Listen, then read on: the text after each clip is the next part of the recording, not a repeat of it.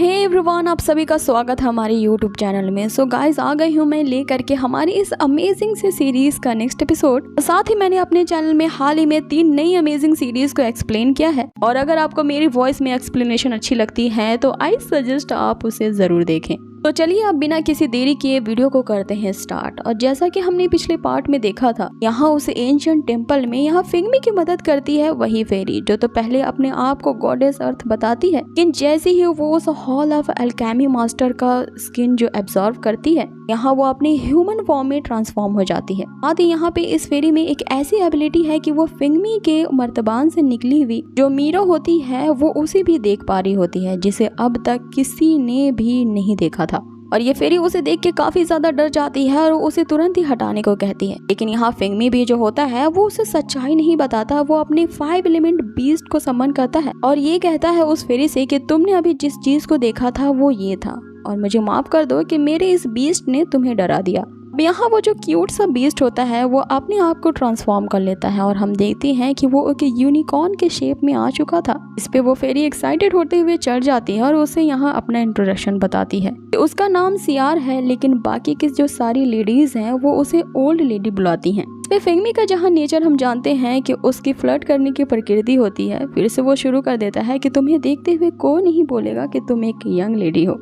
अब उसकी इस पिकअप लाइन पे वो जो फेरी होती है वो उस पे पूरी तरह से लट्टू हो जाती है, इवन कि उसे हक करती है। और यहाँ इस सीरीज के हम अजीब सी बात ये देखते हैं कि फिंगमी के साथ हमेशा कोई ना कोई फीमेल कैरेक्टर होती ही है, चाहे भले ही उसकी गर्लफ्रेंड सिया उस दूसरे रियल में उसका बेसब्री से इंतजार कर रही है। यहाँ फिंगमी अपनी इस जर्नी के दौरान अच्छी खासी ब्यूटीज के अराउंड घूमता है। बाकी हम देखते हैं कि वे लोग उसी बीस्ट की सवारी करते हैं, जहां ये लोग काफी अच्छा टाइम स्पेंड करते हैं एक दूसरे के साथ। यहाँ बातों ही बातों में सियार उनसे कहती है कि इस बीस्ट को ना मुझे दे दो, के बदले में मैं तुम्हें एक ऐसा अमृत दूंगी जो कि मेरे एंशिएंट मास्टर ने रिफाइन किया है। सोचो कि जिस एंशिएंट रिल्म से मैं आई हूँ उसके मास्टर कितने ज्यादा पुराने कल्टिवेटर्स होंगे, उनके द्वारा रिफाइन किया गया ये अमृत सभी ट्रेजर से बढ़कर होगा जो तुमने उस टेम्पल में देखा है। इसमें यहाँ फिंगमी उसे कहता है कि ये जो अमृत इतना ही भयानक वाला ट्रेजर है तो तुम खुद इसे अपने लिए क्यों नहीं रख लेती।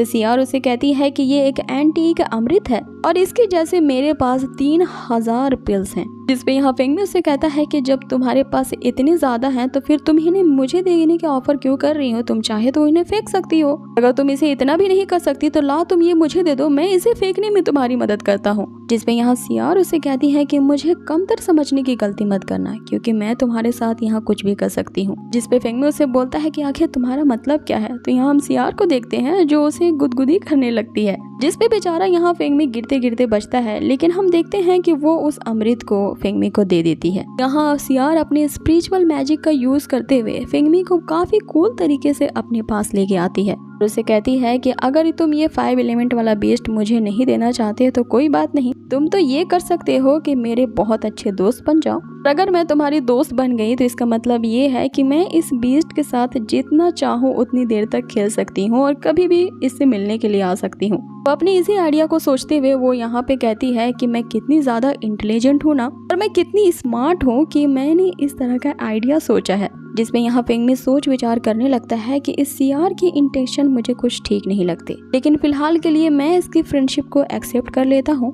आगे और भी अपॉर्चुनिटीज आएंगी जिससे मुझे इसके बारे में काफी जानकारी मिल सकती है। अब यहाँ फिंगमी ऐसा सोच ही रहा होता है कि हम देखते हैं कि सियार फिर से अपने मैजिकल मूव का यूज करती है। जिसपे फिंगमी उससे पूछता है कि आखिर तुम ये मेरे साथ क्या कर रही हो। तो यहाँ सियार उससे कहती है, जब तुमने मेरा दोस्त बनना एक्सेप्ट कर लिया है तो मैं तुम्हारे लिए एक गिफ्ट लाई हूँ। ये एक ऐसा गिफ्ट होता है जिसमें फिंगमी को एक स्पिरिचुअल एनर्जी की टनल जो होती है वो ऊपर उठा लेती है। यहाँ पे फिंगमी उसकी सारी की सारी प्योर स्पिरिचुअल एनर्जी को एब्सॉर्ब करने लगता है, जिसके उसके अंदर के जो स्पिरिचुअल रूट्स के मेरिडियंस होते हैं जो किसी भी मैजिशियन के लिए उनका काफी ज्यादा स्ट्रॉन्ग होना काफी जरूरी होता है। ये उन मेरिडियंस में इतनी ज्यादा स्पिरिचुअल एनर्जी अब भर जाती है कि यहाँ फिंगमी भी उसे होल्ड नहीं कर पाता। हम वहाँ देखते हैं कि वहाँ तेज लाइटनिंग चमकने लगती है, जिसपे फिंगमी उसे कहता है कि जल्द से जल्द इस स्पिरिचुअल एनर्जी को यहीं पे रोक दो, लेकिन यहाँ जो सियार होती है वो वाकई में थोड़ी येड़ी किस्म की फेरी होती है, यहाँ पर नहीं रुकती और जैसे ही वो देखती है कि यहाँ पे जो फेंगमी के मेरिडियंस हैं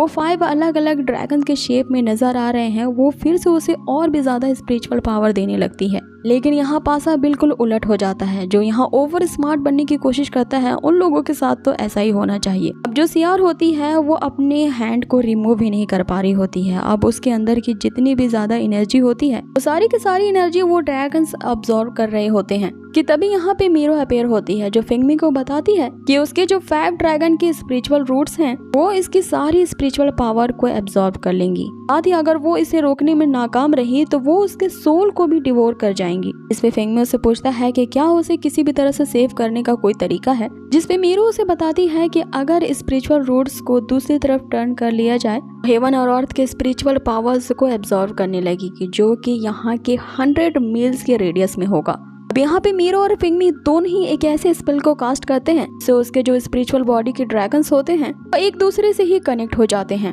लेकिन इससे पहले कि फेंगमी अपने इस स्पिरिचुअल रूट्स के पाथ को दूसरी तरफ टर्न कर पाता, हम देखते हैं कि ये एपिसोड हमारा यहीं फिनिश हो जाता है। अब इस सीरीज की बुरी बात यह है ना कि ये एक ऐसी जगह पे इन करता है जिससे मुझे काफी डिससेटिस्फैक्शन मिलता है, क्योंकि हमेशा मुझे आगे चुल मची रहती है कि अब इससे आगे क्या होने वाला है। सो गाइज, ये जानने के लिए बने रहिए हमारे इस चैनल के साथ।